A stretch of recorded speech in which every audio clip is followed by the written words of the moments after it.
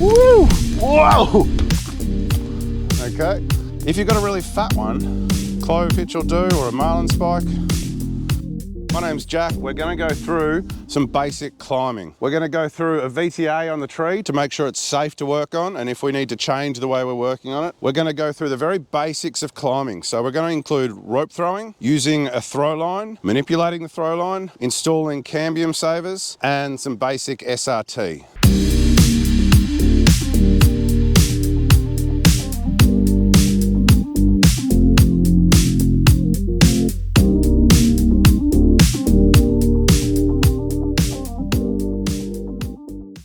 Let's go through a VTA. Let's have a look at this tree over here.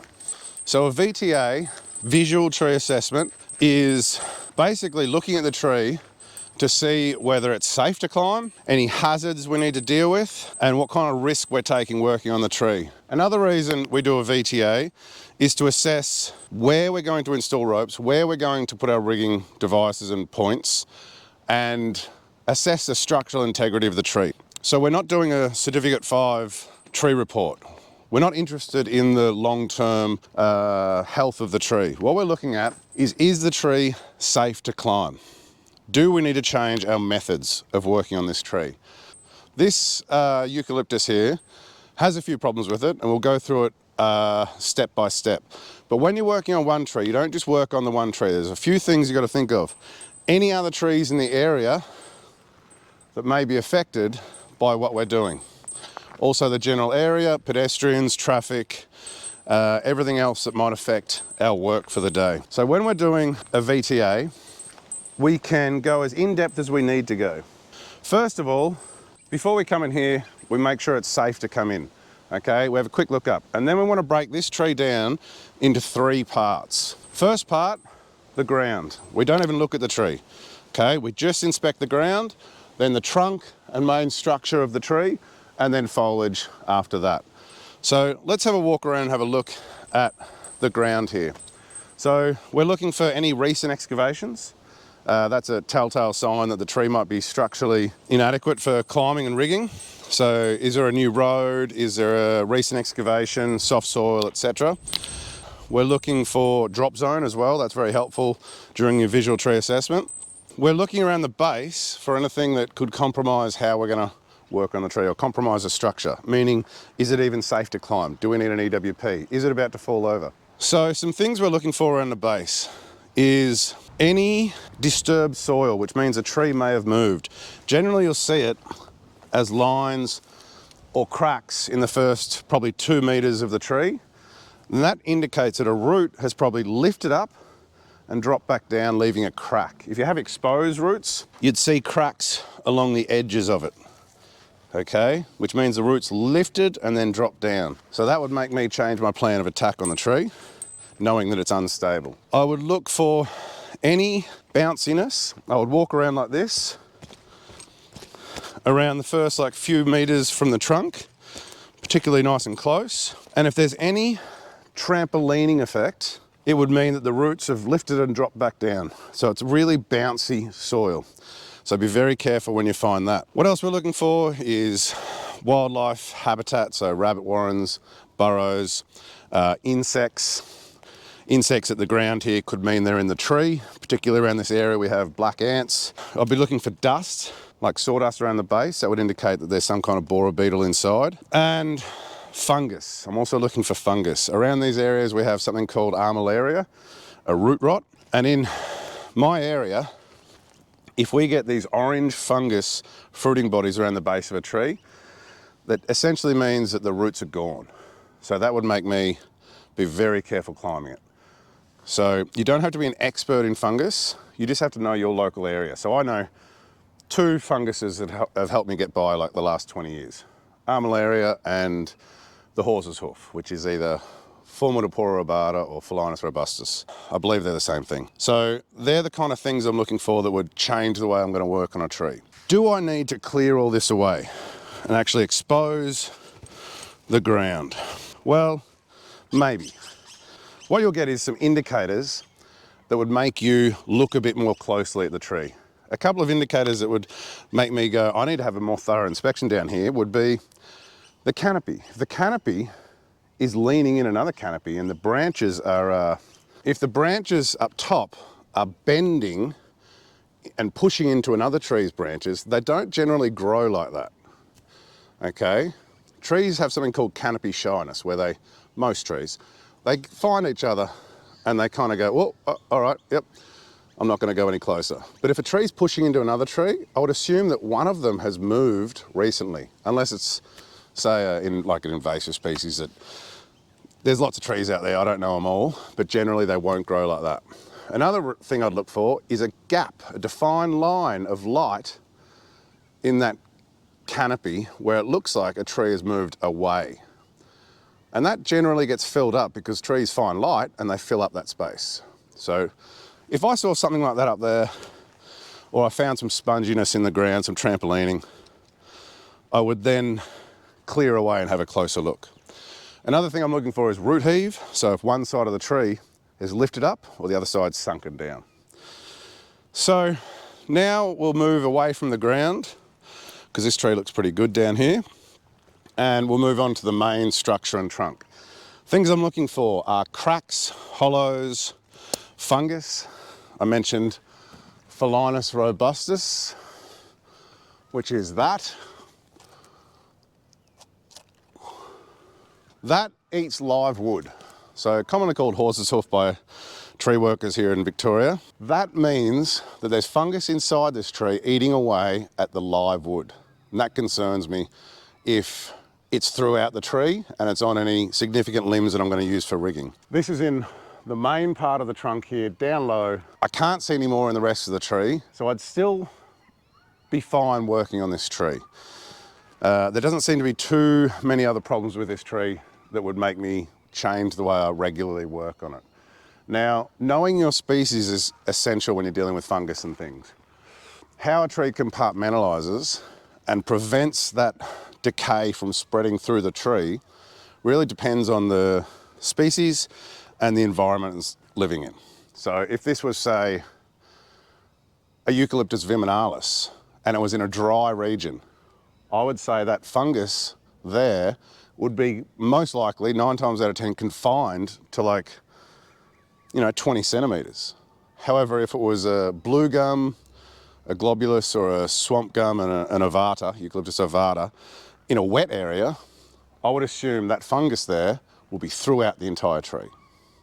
And that goes the same for viminalis. If a viminalis is up here in the hills in a wet area, they don't compartmentalize too well either. So get to know your species because your safety is really what you're learning about and whether you can work on a tree or not. I'm also looking for hollows in the main trunk, which there is one up there. I know you probably can't see it, but there's an active kookaburra's nest up there and they fly in and out. There's one little hollow up there. It looks like it was once a dead branch that fell out and it's decayed inside.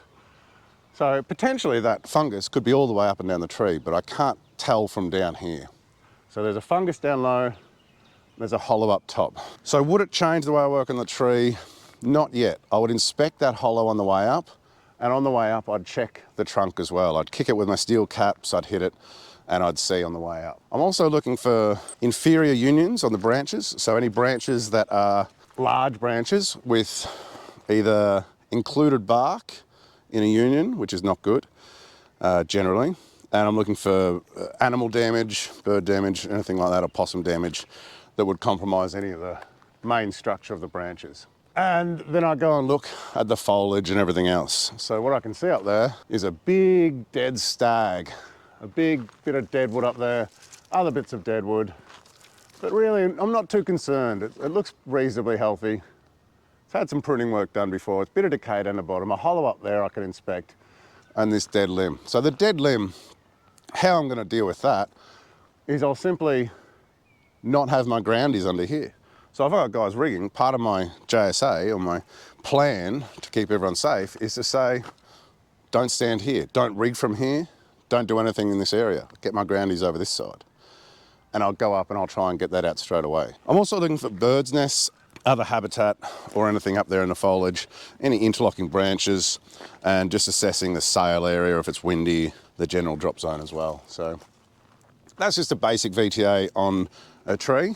which you should do before you climb any tree. How in depth you go is, well, I guess your level of training. If you find something that concerns you, you would just go more in depth. So you can get probes, which you can just go and get a long screwdriver from the hardware store and probe hollows. You can get a sounding hammer, again, you can get fancy stuff, but just go get a plastic mallet from the hardware store and you can sound and have a listen to it. We just want to look and see if it's safe to climb. So there you go. Let's talk about getting our rope up the tree. So I want to get this rope over that branch. How I want to do it is I want to coil this up. Now this is how I coil it up. There's many different ways to do it. So that way and that way. And if you go it side to side, then it twists less.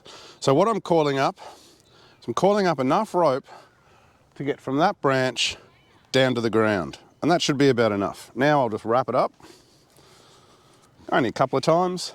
And now I want to get a bite and I want to poke it through like that. And then get the rope and loop it over.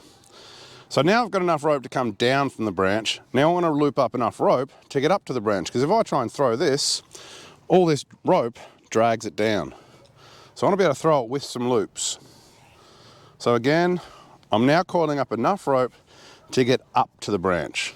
And that should be about enough. Now I want to transition this to my other hand, my throwing hand, because I want this coil to be on the tips of my fingers to get the most kind of thrust up the tree. Okay, so I want to throw it like this.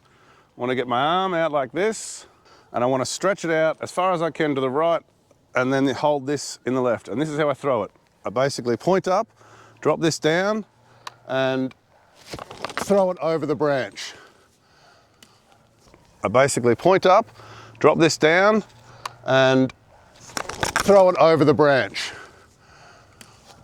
Okay, so once it goes over the branch, you then have this tail. Luckily enough, it's come down far enough. Sometimes it doesn't though.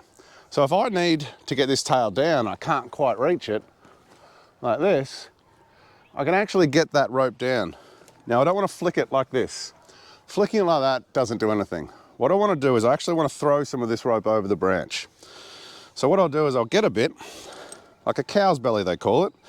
I want to get that cow's belly, and you want to get your hand back here, pointing your fingers away from yourself, and you want to throw like this. And you want to throw like this. Okay, and then that throws enough rope over. You can do a more aggressive version of that, where you go like this, you hold it out, and then you roll it up and over. You hold it out, and then you roll it up and over. And as you can see, that tail comes right down. So you want to throw the rope up and over the branch. Now, say I want the branch in the crutch. I always want to get the branch in the crutch. If it's not in the crutch now, I can wiggle it over. So what I can do is I can get another cow's belly. Instead of throwing it up and over the branch, I'll throw it across the branch like this. So I'll roll it across.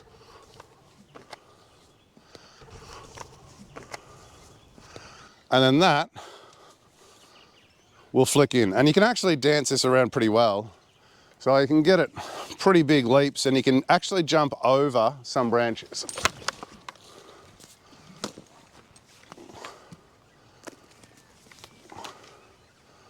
And then you can get it to jump over stuff.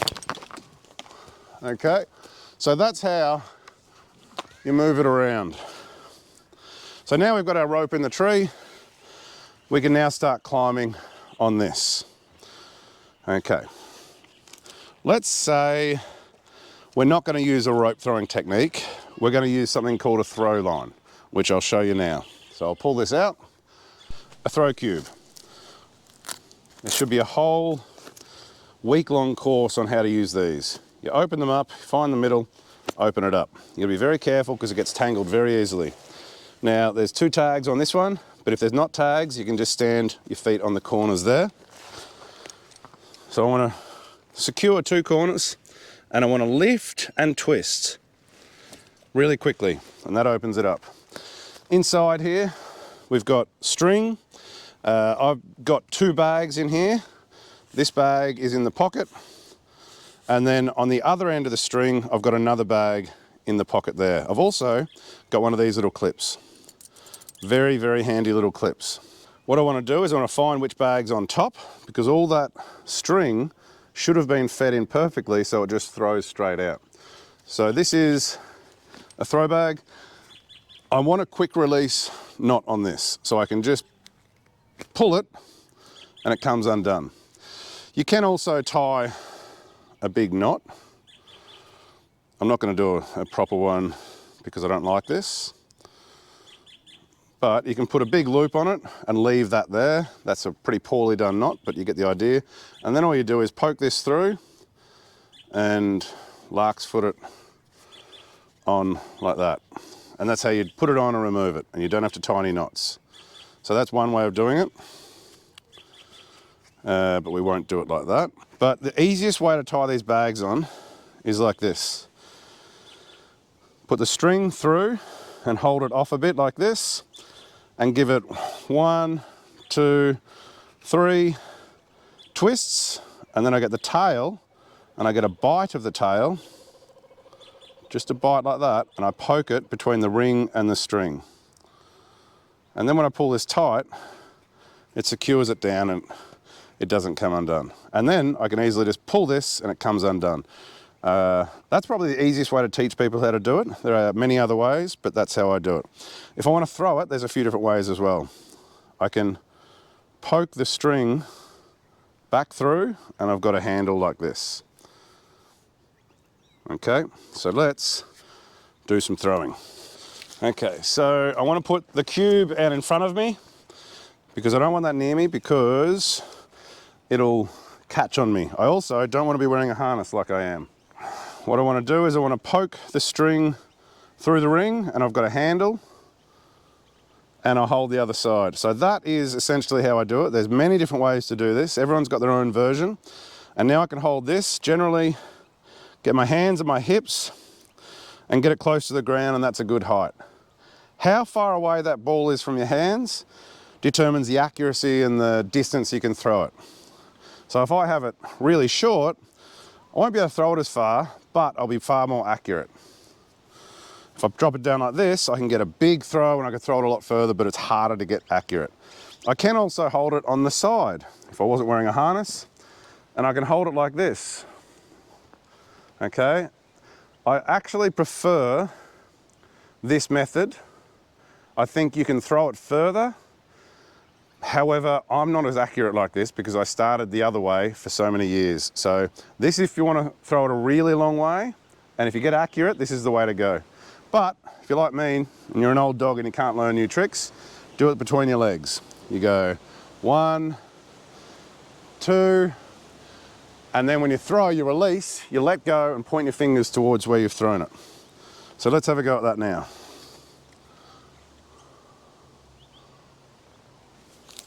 Nope, hit the branch.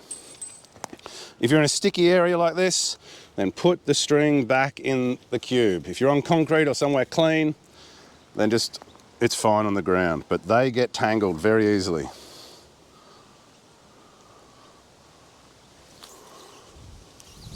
All right, so we're over the branch. So now let's say I've got a string line here and I want to put a rope on it. However, I don't want my rope out here or my cambium saver out here. I want it right in at the crutch, because look at the leverage. If I put a rope out here, it's easy to push down. If I put a rope here, it's going to hold my weight a lot better. So I want to get this string line into the crutch. And I want to do that before I put my rope on it, because what we're going to do is put a cambium saver up. So this is a great little trick, because I'll tell you right now, you can't flick this like you can a rope. It just doesn't work. So I want to find a stick, something reasonably straight, something not too heavy. And what I'm going to do is I'm going to tie it on to the string. I'm going to tie it here and here. Just a clove hitch will do, or a marlin spike. Then go to the other end And again, you can use a marlin spike or whatever you want. I just go clove hitch because it's nice and simple. And there we go, I just got an inline stick. So if I pull this up, I can actually move it any direction. But what I want to do is I want to move into the tree with both sides, and I want to start flicking it. So if I start flicking it, it'll jump the branch. And sometimes you can jump the branch over some sticks.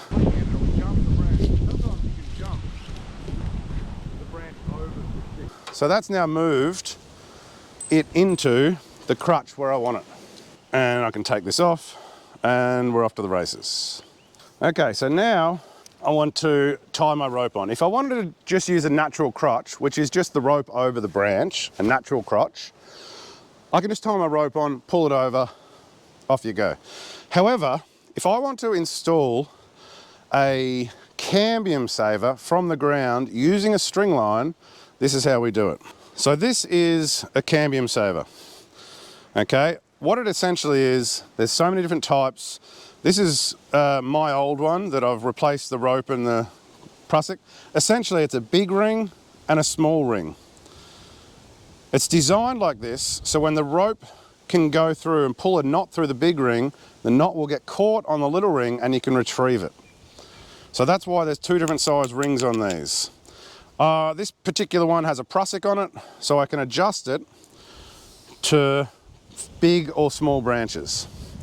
If I was doing just a nice little throw like this, what I'd do is I would pre-install this onto the string line. I'd poke the bag through here, I'd sit this on the edge, and I'd throw it up. And that way I don't have to do what I'm about to do, is pull it all through. Okay, right now I have the string going over the branch, and on one side I've got a throw bag, and the other side I've got a string. So essentially what I need to do is I need to get this ring through here and this ring through here. And that's what I'm about to do now. So to do this, I'm going to pop the bag through there, and I'm going to pull all of the string through like this. You can put this over your neck if you like. Hopefully it doesn't strangle you, and feed it all out onto the ground. So this is why it's sometimes better to put it through the ring before you throw it. A lot of people get confused doing this, but don't get confused. Essentially, you just need one ring through one side and one ring through the other side.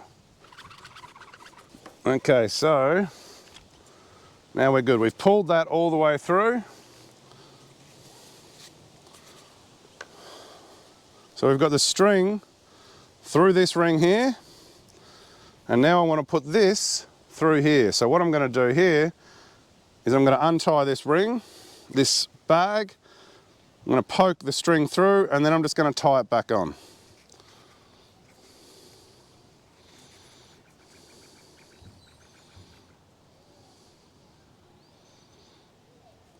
And there you have it. So I'll pull this up so you can see it.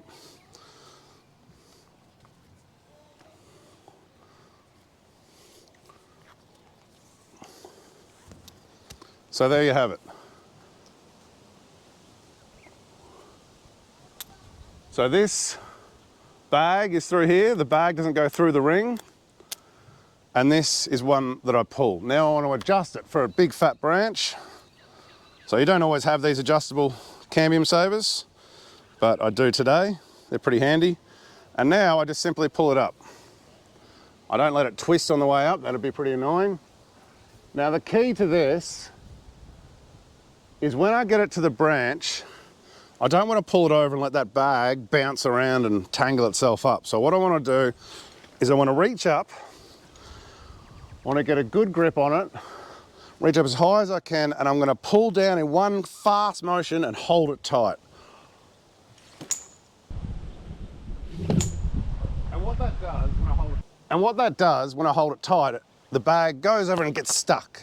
Okay, it can't flick over and tangle itself. Now I should be able to drop it down, and I've got my throw line through the cambium saver. All I have to do is tie my rope on, and I'm off to the races. Okay, so let's tie the rope on and pull it through. Be very careful not to tangle up everything. So let's say I want to tie this string onto this rope. First of all, I'll make myself a clove hitch, and I'm going to poke the rope through, tighten it up, and now I've got this long tail. That's not going to go through a ring. So I'll just do a few half hitches, just do a half hitch, poke it through, do another half hitch, poke it through. Now some of these splices can be very fat. This is a very thin one. If you've got a really fat one, you really want to put a lot of half hitches on it every time, cinching it down really tight, and squeeze that splice as tight as you can get it, right to the tip. And then what we can do is we can pull it up. When the rope gets up to the rings, sometimes it doesn't want to go through. So what I want to do is drop it down half a foot and give it a really quick yank, and it should pull through. Then I can pull it down and loosen this off a bit, and you should just be able to pull that off. And there you have it. Then I can pack up my string line, and definitely pack up your string line. Don't leave it out. It's very, very annoying if it gets tangled up on anything. So pack it all up straight away. Now, we want to climb up this rope. We've got a tail and we've got a main line here. So what we're going to do is we're going to climb up on an English Prusik. English Prusik is simply a loop of rope, a loop of Prusik cord. Okay, I've got a double fisherman's in here. What I want to do, and a good way to keep these, is to put a girth hitch or a clove hitch right near your knot.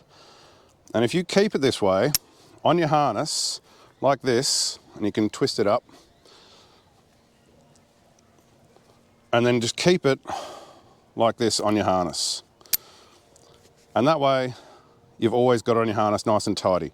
So I'll never climb without an English Prusik. I think every tree climber should carry an English Prusik and a carabiner, because this can get you out of trouble. And how we're going to tie it, very simply, is we're going to hold it up like this. We're going to have a bit of a loop here and this carabiner, and we're just going to pass the carabiner through once, pull it through, twice is all I need for this particular Prusik and rope. If I don't get enough friction and it's not grabbing, then I'll put another wrap on. And then I can just dress my English Prusik until it's right, and there you have it. Okay, I can start climbing on it, but you always want to test Prusiks. You always want to weight them and almost bounce in them till they sit right. So if they're slipping, just give it a bit of a bounce and then thumb it a little bit, and then it should be right to go. If you're climbing and they get bound up really tight, just flick this over and it should slide. Okay, so this is my English Prusik.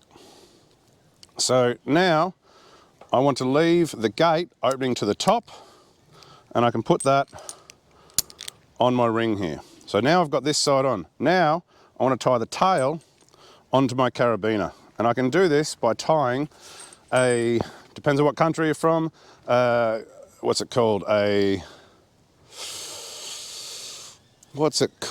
forget now. Poacher's knot, scaffold knot, we call it. So what I want to do now is, it's not a stopper knot. A stopper knot's in the other end of the rope. This is a stopper knot, like that. I want to get a bite of rope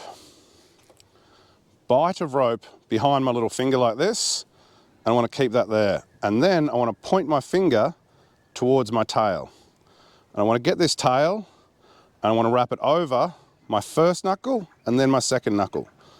So over my first knuckle and then over my second knuckle, and the rope crosses over.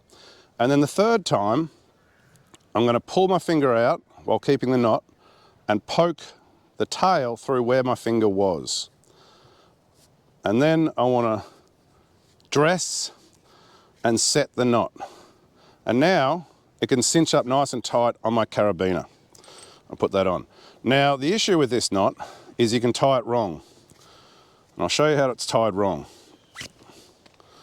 So if I do the bite of rope in my tail, in my hand, and I do this first knuckle, second knuckle, but then the third time, if it bounces around and moves, or I don't do the crossover, and I put it through like that, there's no crossover in the knot. So this is inferior, and it's not as good as a proper knot. So yeah, I can fix this by simply loosening it off and rolling that over. Now that's dressed correctly, and now to set it, I'm going to put it on the carabiner. Now I have it like this because I always want the prusik to remain on the carabiner and my tail to be able to be removed in the tree. So I can remove this in the tree and I don't drop my main line. So I'll put it on my carabiner and I'll cinch it up nice and tight, pulling the knot from all ends. And there we have it. One single carabiner, don't have two because they can cantilever on each other. So now I can climb. And there we have it, that should hold me. Now you should get an English Prusik suited to your arm length. This is the perfect length for me. This is my trusty Prusik, I've got a couple of them. I want to be able to sit comfortably like this and easily reach above it. I don't want to have to reach right up here. So I want to be able to, when I'm gassed out, to be able to easily reach above it. And to let this slide down, I want to grab the very top of the Prusik and then pull down. When I pull down, it slides and then it grabs. Okay? So now this is called the body thrusting technique. Now this is how everyone should learn how to climb. We're not going to make people go to the 3-knot system with the Blake's hitch. That'll be in another episode. But essentially what I want to do is I want to hold this hand upside down underneath my Prusik, my other hand here, and I want to pull down while humping up and then push that up. Just like this. Hump, push. Hump, push.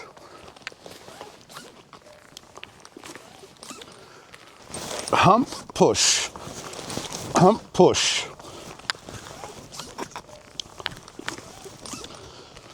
And then to come down, slide that and it comes down. So that's basically how you do it. It's better off up against the tree, and there's a trunk walking technique with your flip line around the tree, which we'll show you in another episode. But that is basically how you climb a tree. The very basic means. But let's get into removing this cambium saver. This tail end should be the end that I retrieve my cambium saver with. Now, what I need to do is simply tie what's commonly called a granny's knot, but it's a single overhand. And I want to make sure if there's a splice, I tie it away from the splice and just crank it up a little bit like that and send that up the tree. What's going to happen, that's going to go through the big ring, okay, over the branch, get caught in the little ring and pull the cambium saver down. Cambium saver is going to fall and hopefully not get stuck and hit the ground. So this is all nice ground here. I've got steel rings. It can hit the ground, I'm not worried. This is predominantly how you're going to get your cambium savers out. If I was worried about my alloy rings or my cambium saver hitting the ground, I can simply tie a string line to this. If I tie a string line to this, I can pull it over and the cambium saver comes down. Now you need a lot of string line because it triples coming down, but what will happen is it will come most of the way down from a big height, and then there'll be enough friction in the remaining string line for it to come down slowly. But mainly, this is how we do it. We just send it up. Now be very ready, because this can come down. You want to tell everyone around, cambium saver coming down. And what I don't want to do is when it hits the rings is apply slow pressure. When it hits the rings, I want to do this. Now I'm going to stand back a bit because it will bloody hurt. And I just want to wiggle it down like this. And that's how we get it down. All right. So I've got my rope over the branch up there, and let's say it's a quick climb. I want to climb SRT, and I want to make sure I can just jump down to the ground and retrieve it from the ground nice and easy. So one way I can do that is like this. If I have my retrievable side here, and I can adjust this to anywhere in the tree, but say it's here, what I'll do is in the main line, the other side, I'll tie a marlin spike. And what I'll do is I'll pull that up until it gets to the branch. Now it's up there. Now what I do is I pull that out.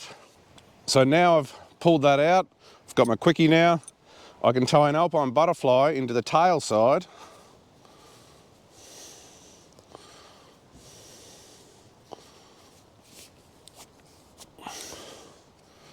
I can then put my quickie on.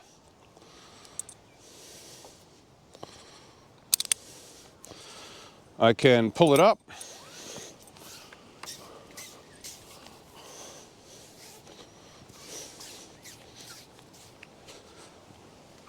And now I've got a retrievable tail down into the ground. Put that out of the way, start climbing.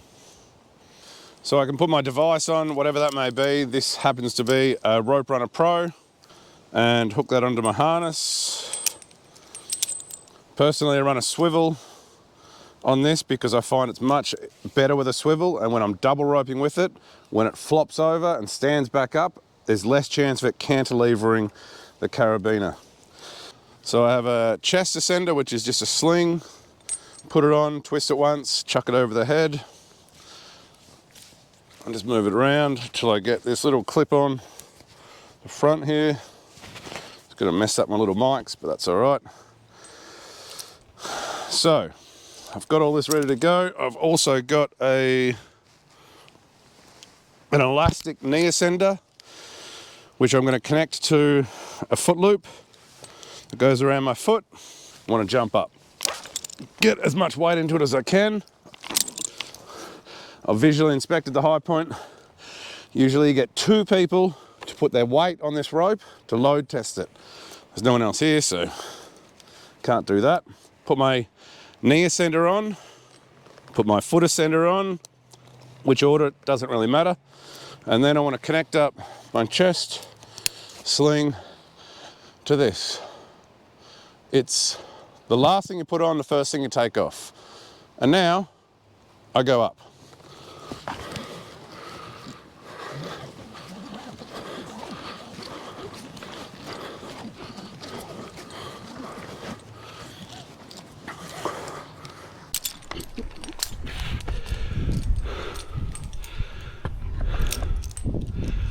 And this is why we do it, so we can get up here and have a play on branches. And the most fun in trees is going for nice big swings. Woo! Whoa! Oh, that was a bit awkward. So nice big swings and nice big runs down. So that's why we do it.